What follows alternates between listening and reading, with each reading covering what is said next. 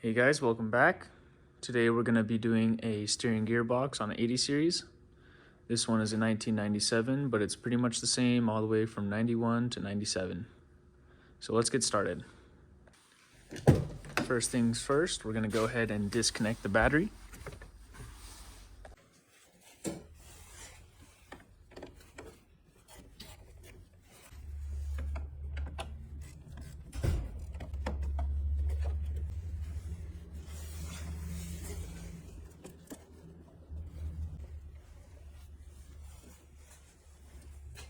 Next, you're going to jack up the driver's side front wheel and just get it off the ground so you can go ahead and take it off.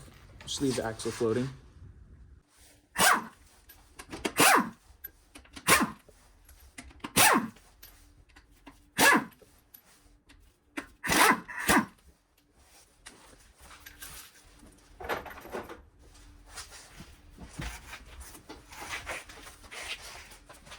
Going to remove this rubber cover. There's 4 little plastic holders that keep it in place.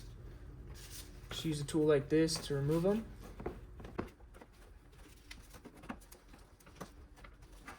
If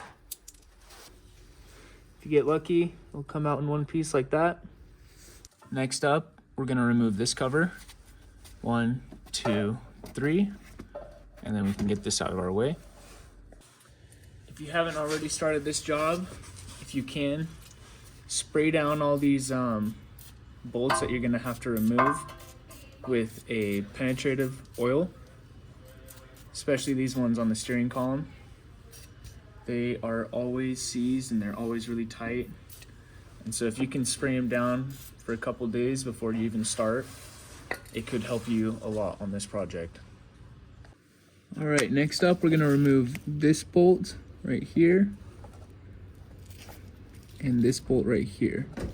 So these 2 bolts, it's kind of hard to see, this one right here and this one right here. What that's going to do is it's going to allow us to remove this cover, and then we can access the steering column.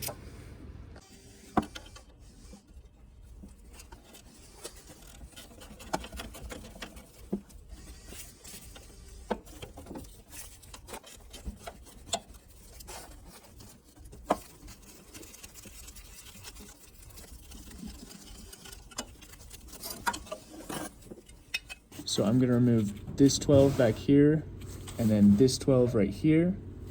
After we get those out of the way, we're going to go ahead and remove these hard lines, and I'll show you how I'll do that. Before you get your steering column separated, go ahead and lock up the steering wheel at center position by running the seatbelt through it. Next up, we're going to remove those lines I was talking about. Usually they're 17s, but in this case, the 16 slid right on. And so we're going to go ahead and take care of that. I highly recommend you use a line wrench to break it loose. And then you should be able to twist it off the rest of the way with your fingers. Next up, we're going to remove the pitman arm from the steering link. And so we're going to need to remove this cotter pin. We're going to fold it over, slide it out, and then we'll unscrew this castle nut.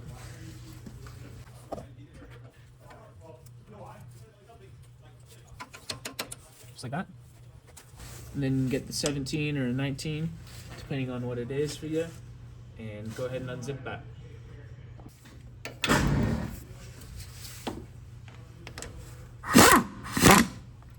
In order to separate it so that it does this for you, what I do is I leave the castle nut on the threads like that, and then I smack right here with the hammer towards the pitman arm, and the vibration and the shock will cause it to drop down like that. The reason I leave the castle nut on is in case your hammer misses and you don't hit the threads, you just smack the nut.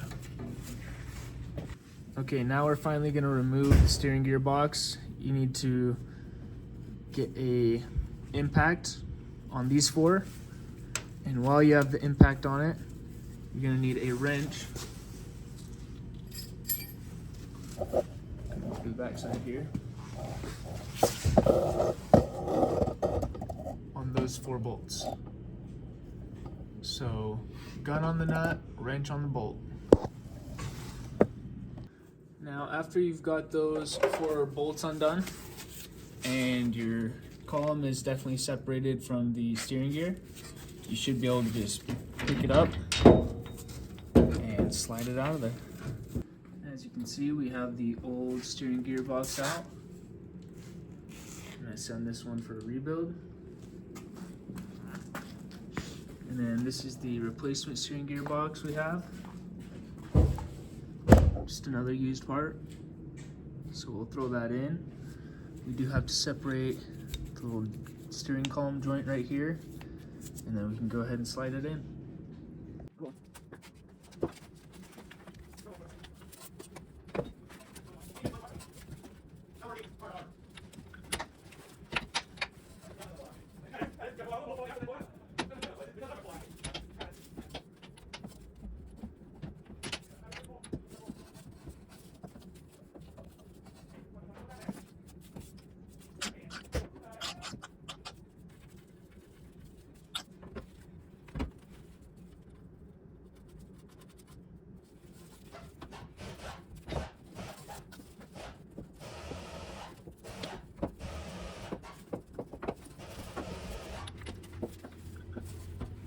Two hours later.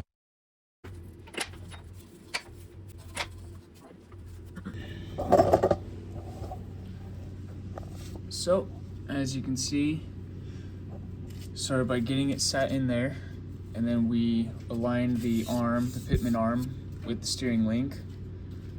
That way everything's aligned the way it was when we removed it. Along with that, once we got that together, we had to kind of droop it down a little bit to get this point to connect. This is the collar for the steering column joint. We slid that over. Once that was slid over, we could start aligning a bolt. And what I did is I kind of put my knee underneath here to kind of push it up and get it aligned. Once you get one of these bolts in, do the kitty corner, and then the other 2 will slide in super easy. All right, reverse process is the removal. So basically we're gonna cinch up these bolts nice and tight, and then we're gonna get our lines tightened up in here. We're gonna start with this back one and then the front one. Remember, this one was a 17 for us and this one was a 16. Then we're gonna get these 2 bolts tightened up on the steering column collar. After that, we'll show you what's next. All right, once you've got these 4 bolts tightened, your 2 hose lines tightened, and then the 2 bolts that hold the steering column shaft together. You've got 1 bolt right here and 1 bolt back there. You can go ahead and reinstall the 2 12mm bolts that hold the column cover on. And then after you've done that, go ahead and secure this. Either replace it with the Newcastle nut if you smacked it, or if you didn't, go ahead and just tighten it back down. Once you got that done, we'll go ahead and throw the wheel on and go from there. All right, once you got your wheel tightened back up, you can go ahead and reconnect your battery. Along with that, you can undo the seatbelt from the steering wheel. To refill the power steering system, you're gonna want to pop this cap off, and you're gonna fill it up a little bit with some power steering fluid. So you can see right here, use Dexron type ATF. And then on there should be some markings. You can see cold and hot. Since the engine's cold, you're just gonna fill it up till it's in between there. Front end if you want.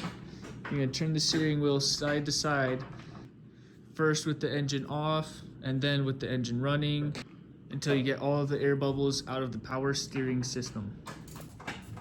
That's everything for today's video. Thank you for watching. I hate to see you leave, but I love to watch you go. And every time you leave, it's X and O's, X and O's.